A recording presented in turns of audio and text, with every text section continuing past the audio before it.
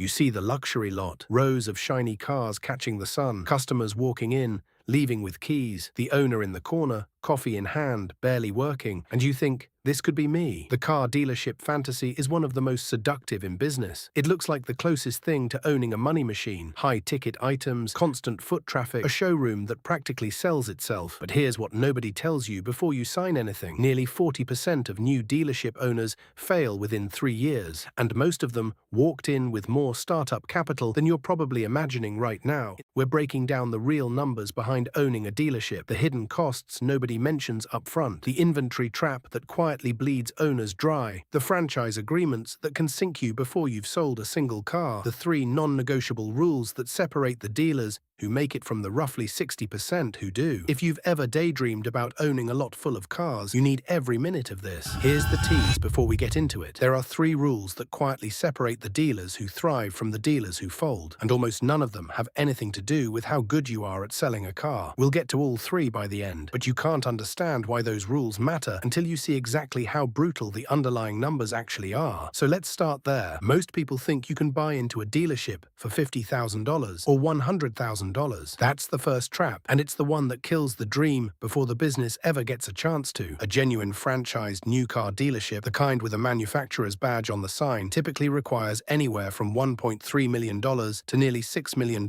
in total startup capital, depending on the brand, the market, and the size of the facility. Even on the low end of that range, you're not opening a small business. You're financing something closer to a mid-size company before you've made a single sale. Where does that money actually go? Franchise fees alone can run over $100,000 just for the right to carry the brand. Then there's real estate, either buying land or leasing a facility built to the manufacturer's exact architectural specifications. Because yes, they dictate the building design too. Add facility construction or renovation, an initial inventory order, licensing, a dealer bond, insurance, legal fees for reviewing the franchise agreement itself, often another $15,000 to $25,000 just to have a lawyer tell you what you're agreeing to, and working capital to cover the months before revenue stabilizes. If new car franchise numbers feel out of reach, used car dealerships look more approachable on paper. Startup costs, they can range from $100,000 up to roughly $950,000. But here's the catch that trips up almost every first-time used car owner. Lower entry cost usually means thinner margins and far less manufacturer support to fall back on when things get tight. And here's the part that surprises almost everyone stepping into this for the first time. You don't actually own most of the cars on your lot. New vehicle inventory is typically financed through what's called floor plan financing. You're borrowing the vehicles from a lender, paying daily interest on that loan, and the manufacturer can adjust what gets shipped to you at any time. If a model isn't selling, you're not just sitting on dead stock. You're paying interest on that dead stock every single day it sits there. That's the inventory trap, and it's silent. It doesn't show up as a dramatic loss on a single day. It shows up as a slow bleed that new owners rarely account for when they're building their first budget. Now let's talk about what you actually keep. You'd assume selling cars,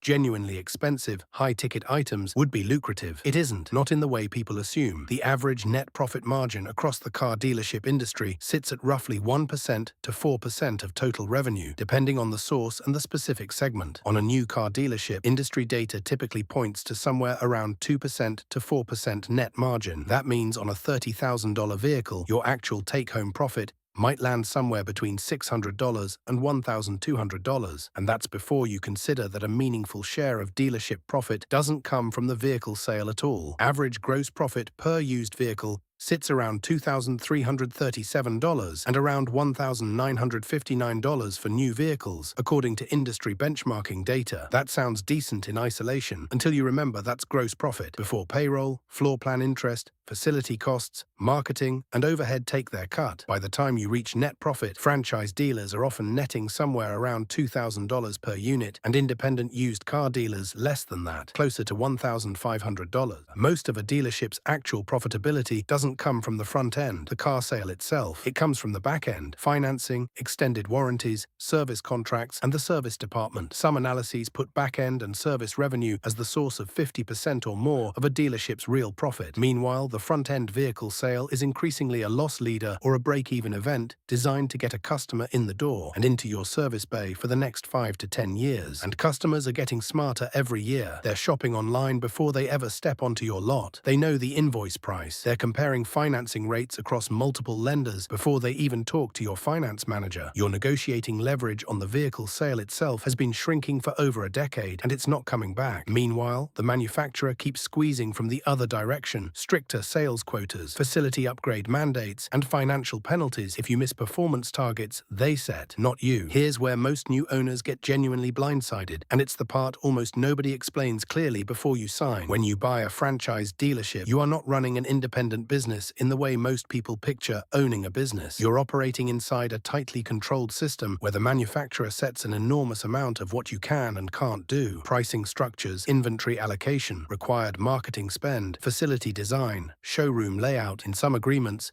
even staff uniform standards are dictated from above. This isn't a partnership between equals. It's closer to a very expensive lease on someone else's brand, with your name on the building and their rules running the show. Miss your sales quota and you can be fined. Fail a service or customer satisfaction audit. You can't just sell a franchise dealership to whoever offers the best price. The manufacturer has to approve any buyer. Some franchise agreements include non-compete clauses that can lock you out of the automotive retail industry entirely for 2 to 5 years after you sell. You could spend a decade building this business, decide to exit, and find yourself legally barred from working in the industry you just spent 10 years mastering. Beyond the money, there's the day-to-day operational reality, and it's brutal in ways that don't show up in a spreadsheet. Sales roles at a dealership are high turnover almost everywhere in the industry. The job is commission-based, the hours are long, rejection is constant, and burnout happens fast. You will be hiring, training, and replacing salespeople on a near-permanent cycle. Your best performers know their value. The labor costs across a typical dealership eat somewhere around 30% to 40% of total revenue. Combine that with daily floor plan interest on your inventory, rising digital advertising costs to compete for attention online, reconditioning costs on used vehicles, and fixed facility overhead that doesn't shrink just because a slow month hits, and you start to see why net margins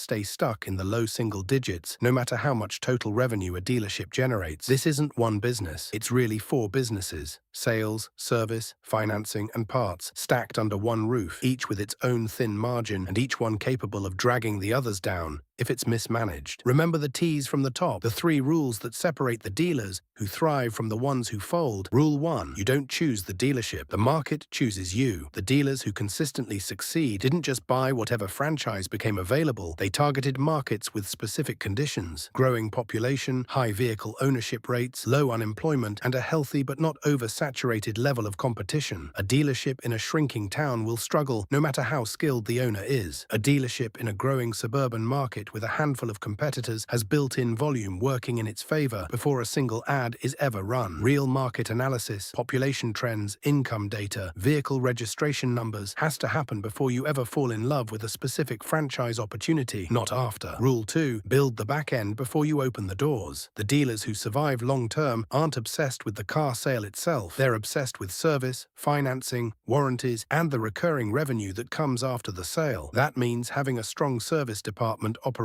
from day one, since that's where the majority of real profit tends to come from over the life of the business. It means lining up relationships with multiple finance partners before opening, because you're not just selling vehicles, you're selling financing packages, extended warranties, and service contracts that keep customers coming back for years. The dealers who fail are almost always the ones who poured everything into the front-end sale and never built a reason for the customer to come back. Rule 3, you cannot run this alone. Owners who try to be everywhere, on the sales floor, in the service bay, managing the books, handling every hire, burn out fast, usually within the first year. The owners who last build repeatable systems and hire strong department managers, a general manager to run overall operations, a sales manager who owns the front end, a service manager who owns the back end, and a finance manager who owns the ancillary revenue streams. Your actual job as the owner isn't to be in the trenches. It's to set strategy, track the numbers that matter, and hold your team accountable to them. If you can't delegate, you can't scale. And if you can't scale, you're not building a business. You're just buying yourself a very expensive expensive, very stressful job. And it is not a shortcut to wealth, no matter how the lot looks from the sidewalk. It's a capital-intensive, operationally complex business that runs on thin margins and demands real discipline, the right market, a real back-end strategy, and the ability to let go of control and build a team. Get those three things right, and you're in the roughly 60% who make it. Ignore them, and the odds are not on your side. The question was never really whether you can own a dealership. Plenty of people can find the capital, sign the agreement, and open the doors. The real question is whether you're willing to do the unglamorous work behind the scenes that never shows up in the fantasy. The back-end systems before you're chasing your first sale, and the delegation before burnout forces your hand. The dealers who are still standing in year 5 aren't the ones who worked the hardest on the sales floor. They're the ones who did the boring. If you're serious about entrepreneurship, there are 2 videos you should watch next. First, a breakdown of the real numbers behind franchise ownership more broadly,